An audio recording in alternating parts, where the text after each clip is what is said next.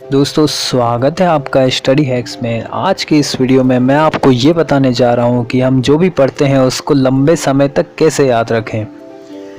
पढ़ा हुआ लंबे समय तक याद कैसे रखें। आप में से बहुत लोग ऐसे हैं जिनकी यह समस्या है कि आप पढ़ाई तो करते हैं, बहुत मेहनत करते हैं, रात रात भर उठकर भी बहुत से लोग पढ़ते हैं, पर अक्सर आपके साथ ऐसा होता है कि आपको उस समय वो पढ़ा हुआ याद रहता है, लेकिन आप 2 या 3 दिन बाद उसे उठा के देखते हैं तो वो आपको बिल्कुल भूल जाते हैं, बिल्कुल भी आपको याद नहीं रहता है। तो क्या ऐसा करें कि जिससे ये प्रॉब्लम हमारी दूर हो? तो बने रहिए इस वीडियो में। अगर आप इन 3 टिप्स को भी फॉलो करते हैं ना, 3 या 4 टिप्स को भी, तो आप आसानी से टॉपर की लिस्ट में आ जाओगे और आराम से 95% फोड़ दोगे। तो आइए देखते हैं। First, right it for remember. लिख कर याद करें। आपने कई बार अपने बड़ों या टीचर से यह कहते सुना होगा कि लिख लिख कर याद करो। जी हाँ, ये सबसे अच्छा तरीका है याद करने का। पढ़ते हुए कई बार ऐसा होता है कि आप बीच बीच में इधर उधर देखते हैं और आप जो पढ़ रहे होते हैं वो बिल्कुल भूल जाते हैं। इसलिए लिखते हुए पढ़ने से आपको याद करने में बहुत आसानी मिलती है। आप एक एक चीज़ को समझते हुए लिखते हैं जो कि आपको अच्छे से याद रहता है।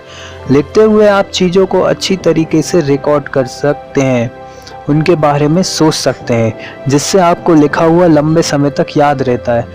अब बात यह है कि आप लॉन्ग आंसर्स कैसे लिख पाएंगे, क्योंकि लॉन्ग आंसर्स तो एक एक पेज के होते हैं। तो उनके लिए एक सॉल्यूशन बताता हूँ।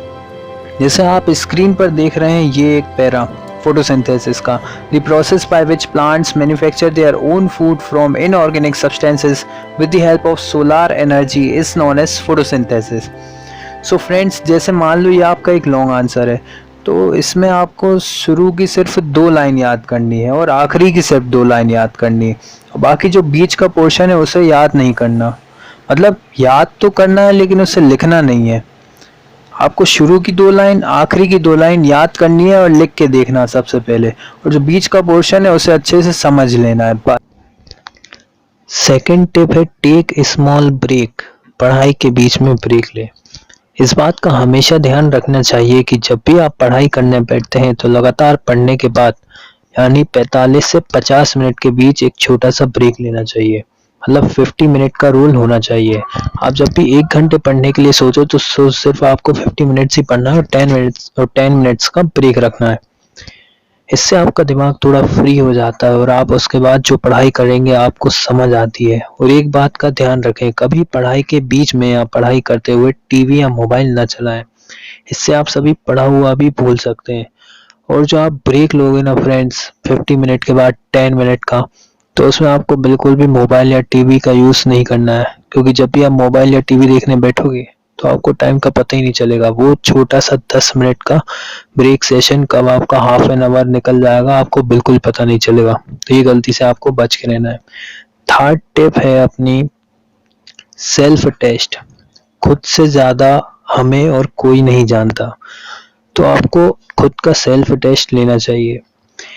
तो ये सेल्फ टेस्ट एक बहुत अच्छा तरीका है ये पता करने का कि आपको कितना याद है और कितना नहीं। जब आपकी पढ़ाई पूरी हो जाती है तो एक बार खुद का टेस्ट लें, जिससे आपको ये मालूम पड़ता है कि आपको उसमें से कितना याद है। सो फ्रेंड्स, ये मेरी प्रो टिप थी, ये आप ध्यान रखिएगा। जब भी आप एक चैप्टर निपटाओ तो उसका टेस्ट जरूर लें। जैसे आप वेरी शॉर्ट आंसर याद करें, शॉर्ट लॉन्ग पूरा एक चैप्टर निपटा दें, फिर उसमें से जो आईएमपी क्वेश्चन है अपने हिसाब से छांटें और उसका टेस्ट लें, उसको लिख के देखें।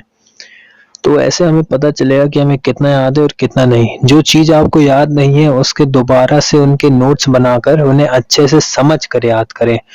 अब आप उस चीज़ को कभी भी नहीं भूलेंगे अगर आप लिख के देखेंगे। तो जब भी आप पढ़ाई करें उसके बाद खुद का टेस्ट लें और ये आपको पढ़ा हुआ याद करने में बहुत हेल्प करेगा। ये मेरा 100% दावा है। सो फ्रेंड्स, कैसा लगा आज का वीडियो मुझे कमेंट बॉक्स में ज़रूर बताएं। मेरे चैनल स्टडी हैक्स को सब्सक्राइब करें, लाइक करें, शेयर करें। धन्यवाद।